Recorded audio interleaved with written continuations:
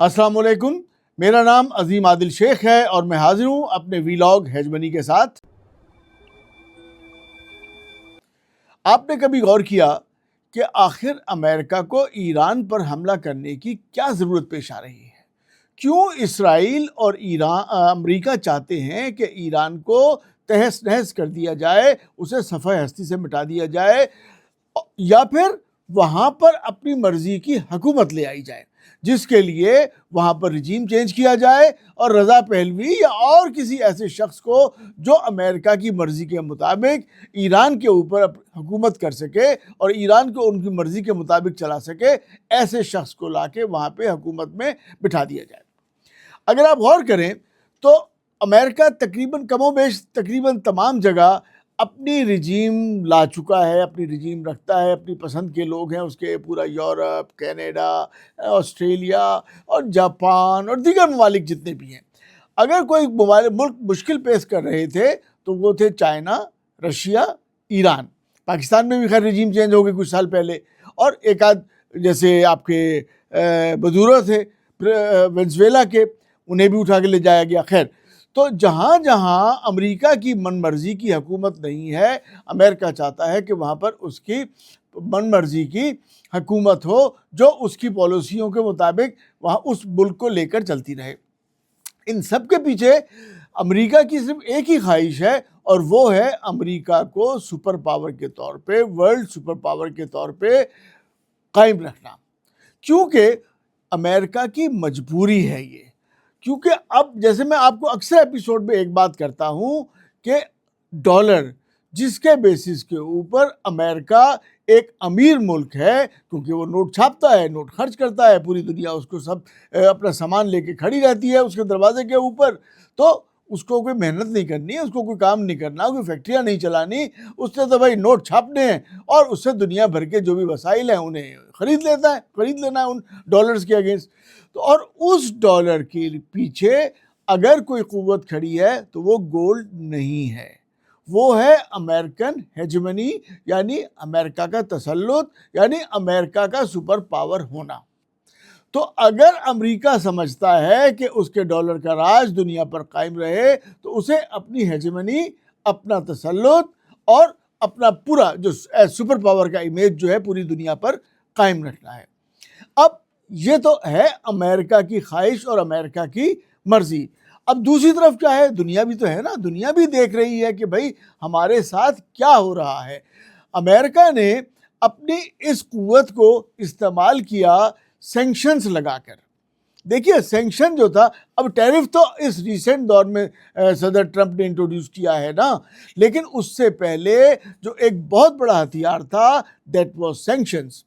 Sanctions اب میں آپ کو کئی دفعہ بتا چکا ہوں، سینکشن ایک پرائمری سینکشن ہے کہ بھائی اگر امریکہ نے پابندی لگا دی کہ اس ملک سے کوئی لین دین نہیں کرے گا، جیسے حقہ پانی بند ہوا کرتا تھا کسی زمانے میں، تو کوئی بھی ملک، ادارے، کمپنیاں اس ملک سے، اس کی ملک کی کمپنیوں سے اپنی لین دین نہیں کرتے، کاروبار نہیں کرتے، ٹریڈ نہیں کرتے۔ اور سیکنڈری سینکشنز اس ملک پر ہوں تو پھر اس کے اوپر بھی اگر جو ملک اس پہلے ملک سے، پرائمری والے سے اگر ڈیل کرے گا تو اس ملک پر بھی سینکشنز لگ جائیں گی۔ اب سینکشنز کی ایک پوری ہسٹری ہے جو دنیا کے سامنے آتی رہی ہے، ایک پوری ہسٹری ہے۔ 1950 میں نارتھ کوریا پر سینکشنز لگائی گئی جو آج کے دن تک قائم ہے۔ 1960 میں کیوبا پر سینکشنز لگائی گئی، ان پر بھی پابندیاں لگائی گئی، وہ پابندیاں آج کے دن تک قائم ہیں۔ 1979 میں ایران پر پابندیاں لگائی گئیں، سمجھ رہے ہیں؟ اس وقت دیکھ رہے ہیں آپ کیوبا کے ساتھ بھی وہی حالات ہیں کہ کیوبا کا بھی ہر طرف سے تیل بند کیا ہوا ہے، اور بمشکل کچھ کنٹینرز، کچھ ٹینکرز جو ہیں وہ رشیا نے بھیجے ہیں، ادروائز ان کے اوپر اس قدر شدید پابندی ہے کہ ان کے چولہے جو ہیں وہ تیل سے، گیس سے نہیں جل رہے، بلکہ وہ لکڑیوں سے جمع کر کے لکڑیوں سے آگ جلاتے ہیں، چولہے کھانا پکاتے ہیں۔ اور بہرحال نہ ان کے جہاز چل پا رہے ہیں، نہ ٹرین چل پا رہی ہے، نہ بس، نہ کار، نہ موٹر سائیکل، کیونکہ ان کے پاس تیل ہی نہیں ہے۔ سینکشنز کا اثر یہ ہے کسی ملک کو اپنے گھٹنوں پہ لانا، اپنا تابع بنانے کے لیے سینکشنز کا یہ کردار رہا ہے۔ تو 1979 میں ایران پر سینکشنز لگا دیے گئے. آپ کو اندازہ ہے، یہ بات آپ کے سب کو سامنے، میں بھی کچھ 85 بار کر چکا ہوں کہ بھیا ہم ایران سے تیل اور گیس، سستا گیس پڑوسی ہونے کے باوجود بھی نہیں لے پاتے کیونکہ ایران پر سینکشنز لگی ہوئی ہیں. یعنی سینکشنز جو ہے وہ جنگ سے بڑا ہتھیار رہا ہے آج کے دن تک امریکہ کے لیے. اب تھوڑی سی ہسٹری اور بتا دوں تاکہ آپ کے ذہن میں رہے کہ سینکشنز کتنا بڑا ہتھیار رہا ہے اور ان ممالک کی اکانومی آج کس حال کو پہنچی ہوئی ہے، ان ممالک کی عوام آج کس حال پہ پہنچی ہے جن پر امریکہ نے سینکشنز لگا دی. 1986 میں لیبیا سینکشنز لگائی گئی، 1990 عراق پر. اس میں کچھ یہ بھی ہوتا رہا ہے کہ بعد میں وہ سینکشنز لفٹ ہوتی رہیں، جب ان کے امریکہ کی مرضی کی حکومتیں آتی چلی گئیں تو ان کی جو سینکشنز جو ہے وہ لفٹ بھی ہوتی چلی گئیں. 1979 میں سوڈان میں لگائی گئیں، 2003 میں زمبابوے میں، 2004 میں بیلاروس، 2004 میں سیریا شام پہ، اور 2012 میں یمن میں. ٹھیک ہے، ابھی دیکھیے تھرو آؤٹ کسی بھی ملک کے حالات اتنے اچھے نہیں ہیں کہ وہاں کے عوام ڈھنگ سے اپنی صحت، اپنی ایجوکیشن اور ایون کھانا تک ڈھنگ سے کھا سکتے ہوں. سینکشنز کا اتنا خطرناک اثر ہوتا ہے کسی بھی ملک پر، کسی بھی قوم پر. 2014 میں 2014 میں رشیا پر سینکشنز لگائی گئی. اب دیکھیے جب رشیا پر سینکشنز لگائی گئی تو آپ دیکھ رہے ہیں یہ ایسکیلیٹ ہوتا چلا جا رہا ہے، لیڈر اوپر جا رہی ہے. پوری دنیا کے پہلے تو تھا اچھا چھوٹا ملک ہے کوئی بات نہیں، چلو پتلی گردن ہے اس کو 2 لگا دیے کوئی مسئلہ نہیں. اب مسئلہ کیا ہے کہ جب رشیا پر سینکشنز لگیں تو دنیا کو احساس ہوا کہ بھائی یہ آگ تو بہت اوپر تک اس کی لپٹیں جا رہی ہیں، اور Russia was not small country. اب رشیا پر جب سینکشنز لگیں تو سب دنیا کو سمجھ میں آنا شروع ہو گیا کہ بھائی یہ تو بہت سمجھتے، اس سے بہت پہلے آنا شروع ہو گیا تھا. ایسا نہیں ہے کہ 2014 کے بعد سمجھ میں آیا، نہیں، لیکن اس سے پہلے سمجھ میں آنا شروع ہو گیا تھا. لیکن 2014 میں رشیا پر بھی سینکشنز لگ گئیں، 2015 میں وینزویلا پر، اور 2018 میں چائنا پر بھی سینکشنز لگا دی گئی. کہیں پارشل ہیں، کہیں فل ہیں، بہرحال سینکشنز کسی نہ کسی شکل میں ان ملکوں پر لگائی جاتی رہی. اور 2021 میں میانمار میں، اور پھر 2021 میں ایتھوپیا پر. اب یہ دیکھیے یہ وہ ممالک ہیں جن پر سینکشنز لگائی گئی. اچھا چھوٹی موٹی سینکشنز تو ہر ملک پہ لگا گئی، پاکستان پہ بھی لگتی رہی چھوٹی چھوٹی سی، تو وہ تو ڈفرینٹ نام بدل بدل کے. میں تو میجر سینکشنز کی بات کر رہا ہوں جس نے پورے ملکوں کو تباہ کر کے رکھ دیا. اب یہ سینکشنز کا جو معاملہ تھا اس میں سب سے بڑا جو مسئلہ تھا وہ تھا اکنامک، کہ لوگ فائنینشیل موومنٹ جو نہیں کر پا رہے تھے، ایک دوسرے سے لین دین نہیں کر پا رہے تھے. اس میں 2 چیزیں تھیں، ایک تو ڈالر، ساری ٹریڈ، گلوبل ٹریڈ جتنی بھی ہے وہ ڈالر میں ہو رہی ہے، اور ڈالر جب بھی فلو کرتا ہے وہ ایک جو ہمارا پیمنٹ سسٹم ہے، کراس بارڈر پیمنٹ سسٹم جس کو ہم سوئفٹ کہتے ہیں، SWIFT، اسے استعمال کر کے ہوتا ہے. یعنی ہر ملک سے جو بھی پیمنٹ جائے گی وہ نیو یارک کا چکر کاٹ کے، واشنگٹن کے چکر کاٹ کے اگلے ملک تک پہنچے گی. یعنی کہ امریکہ کو اس تمام تر موومنٹ کا نالج رہتا ہے کہ کون سی پیمنٹ کہاں سے چلی اور کہاں پہنچی. اور اگر سینکشنز لگے ہوئے ہوں جہاں سے چلی اور جہاں پہنچی ان میں سے کسی ایک ملک پر، تو آف کورس امریکہ کو اس پر اعتراض ہوتا ہے، سینکشنز ایکٹیویٹ ہو جاتی ہیں اور وہ ممالک جو ہے آپس میں کسی نہ کسی مشکل میں گرفتار ہو جاتے ہیں. اس سچویشن کو محسوس کرتے ہوئے 2009 میں ملک آپس میں بیٹھے، لازمی سی بات ہے جو پریشانی میں آ چکے تھے 2009 سے پہلے، جو جن پر سینکشنز لگ چکی تھیں اور جو دیکھ رہے تھے کہ ان پر سینکشنز لگ سکتی ہیں، مثلا انڈیا، مثلا چائنا، مثلا رشیا اور دیگر ممالک، یہ تو بڑے ممالک ہیں نا، ان کی بڑی اکانومیز ہیں. انہوں نے جب محسوس کیا کہ بھائی سینکشنز آگے بڑھ سکتی ہیں اور لین دین میں مشکل ہو سکتی ہے، تو کیوں نہ ایک ایسا بلاک بنایا جائے کہ ہم اپنی لوکل کرنسیز میں یا کسی آپس کی کرنسی میں ڈالر کے علاوہ ٹریڈ کر سکتے ہوں. یہ آ گئی ہماری ایک ہسٹری کہ ہمیں ایک بلاک بنانے کی ضرورت کیوں کر پیش آئی دنیا کو، اور پھر دنیا کے 5 بڑے ملکوں نے مل کر ایک بلاک بنایا جس میں 5 ملک جو تھے ان کے نام کا پہلا حرف لیا گیا، Brazil, Russia, India, China, South Africa, BRICS. تو یہ ہو گیا جی برکس کے نام سے ایک بلاک بنا لیا گیا، اور وہ 2019 میں بلاک بن گیا. اب اس کے بعد ہر سال کم و بیش ان کی ایک سمٹ ہوتی ہے اور برکس کے ممالک جو ہے آہستہ آہستہ بڑھتے چلے جا رہے ہیں. پھر کیا ہوتا ہے جناب, 2009 کے بعد 2024 میں, لازم بات ہے کہ اتنا آسان کام نہیں تھا کہ برکس کو قائم رکھنا, برکس کو آگے بڑھانا, اور امریکہ کی تمام تر قوت کے باوجود it was a difficult task. تو 2024 میں مزید ممالک شامل ہوتے ہیں جس میں Ethiopia, Iran, you a E, Indonesia اور ایجپٹ. یہ مستقل ممبر کے طور پہ 5 پہلے تھے اور مزید یہ ملک شامل ہوئے, تو برکس کے ممالک کی تعداد بڑھ گئی.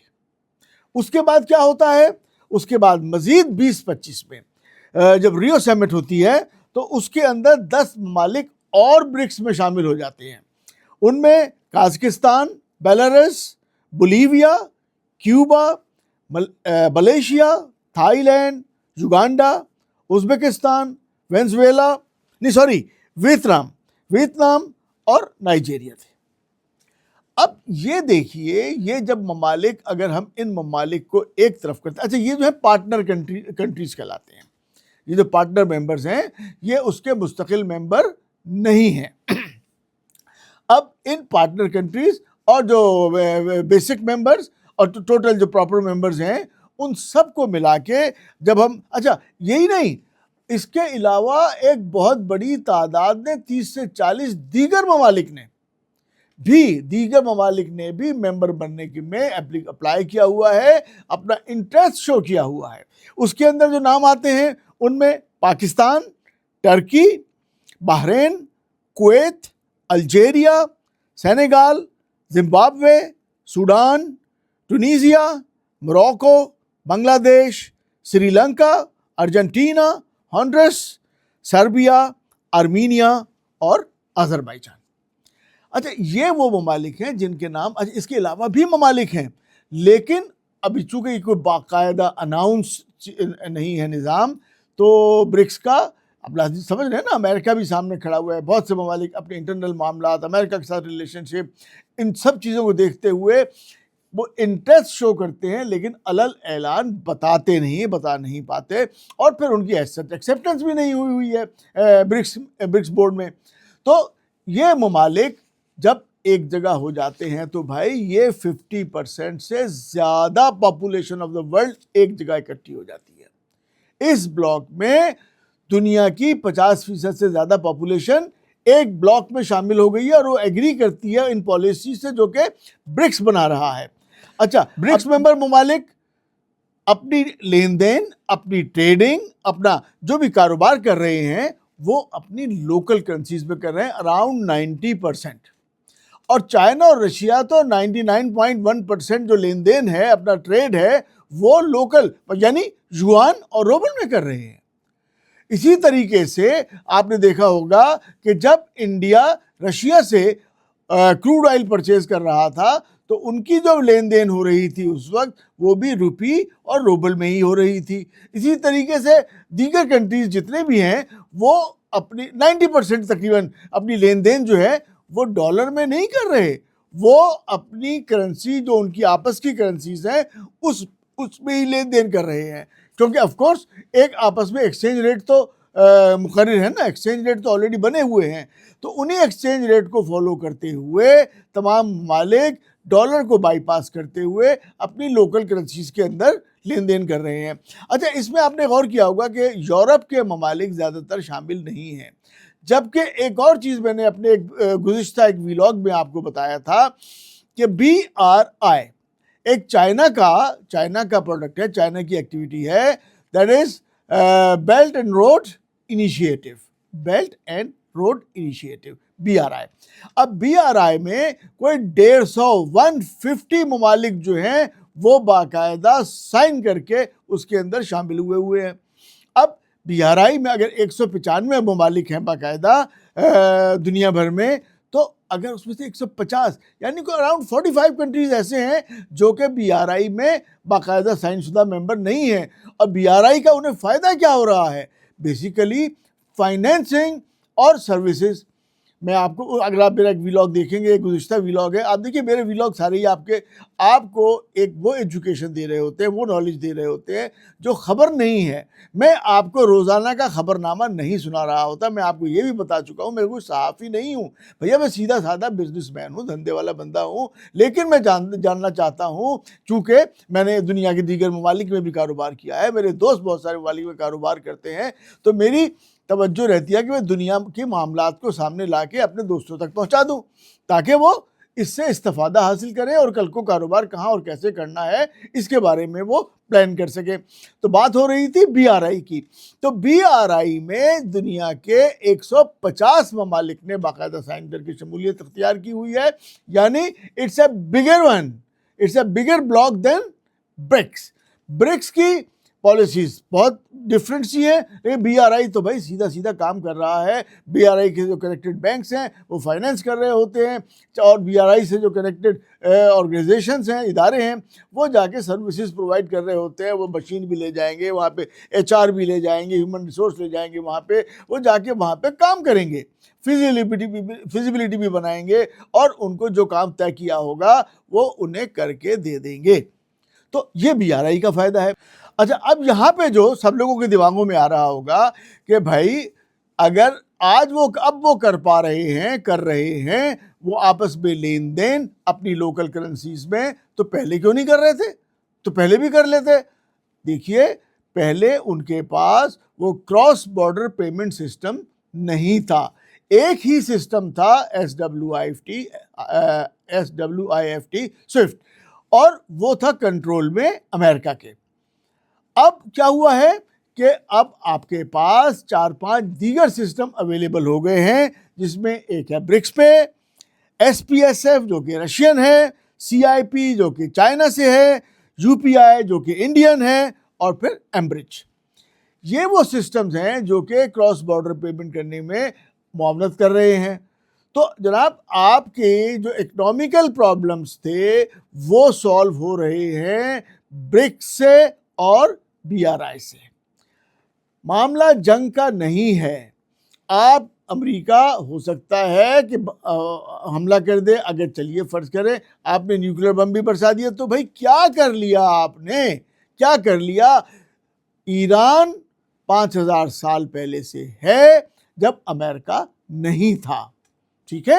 تو آپ کو آپ جو ہے نا، اس دنیا کے جو کریٹر ہے، آپ گاڈ سے نہیں لڑ سکتے، آپ تمام کچھ نیست و نابود نہیں کر سکتے۔ آپ کو سمجھنا ہوگا کہ دنیا مونوپولر نہیں رہی ہے، اب ملٹی پولر ہو چکی ہے۔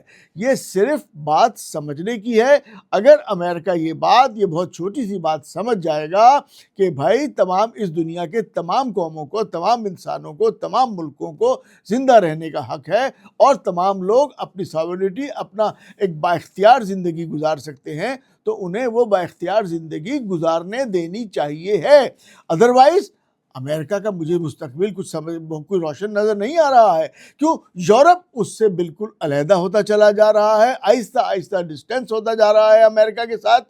اسی طریقے سے جو گلف کنٹریز ہیں، جو کل تک امریکہ کے بغیر سانس نہیں لے پا رہے تھے، ایون ہم پاکستان بھی نہیں لے پا رہے تھے، لیکن اب تمام ممالک کو یہ بات سمجھ میں آتی جا رہی ہے کہ امریکہ کی چھایا چھتر کے بغیر بھی سانس لی جا سکتی ہے، زندہ رہا جا سکتا ہے، گرو کیا جا سکتا ہے۔ تو جناب، کنکلوژن یہ ہے کہ جنگ کا نتیجہ جنگ سے نہیں نکلے گا، جنگ کا نتیجہ بات چیت سے نکلے گا، اور بات چیت جو ہے وہ یک طرفہ طور پہ نہیں ہوتی۔ وہ بات کی جاتی ہے، بات سنی جاتی ہے، اور وہ بات تسلیم کی جاتی ہے جو تمام لوگوں کے لیے کمفرٹیبل ہو، تمام لوگوں کو تسلیم ہو، تمام لوگ اس بات کو مانتے ہوں۔ تو جناب، ملتے ہیں نیکسٹ ایپیسوڈ میں۔ اللہ حافظ۔